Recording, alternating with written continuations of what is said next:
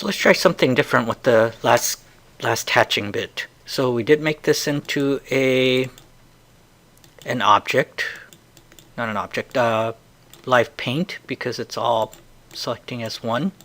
And what we want to do is to, after we did make the live paint make, and what we'll do is to select the object and then go to live paint bucket.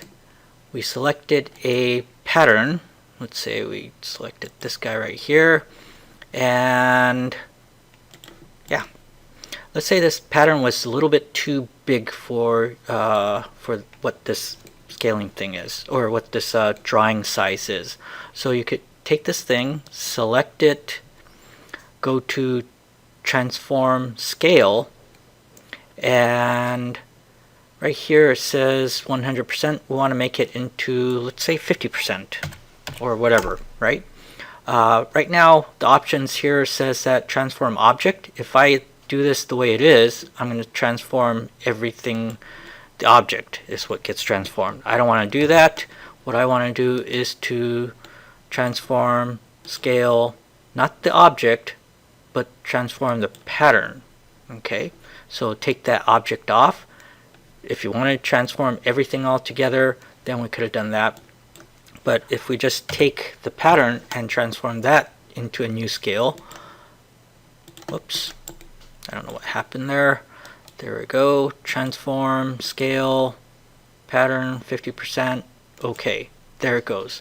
So now it's changed that pattern into a smaller, tighter dot pattern, which is okay. If you don't like that dot pattern, we could always take this thing and go up and change this thing all together again, right? So in that way, you can go to live paint bucket and change the pattern of these things. And if you do not like the scale of the pattern, just select it and then go to transform scale and transform this thing into a new object. I do have the preview on, so if I don't have the preview on, it'll just show up as a 100% thing. If I have the preview on, it'll show me what it's supposed to get, and there it is.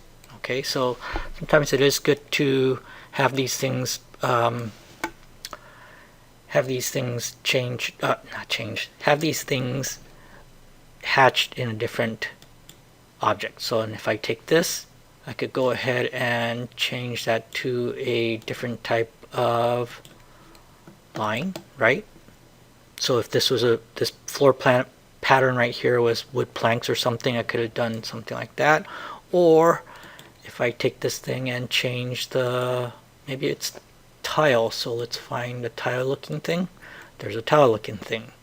Okay, if I change this thing, transform the scale of that, I could try to make this tile tighter or looser or what, right?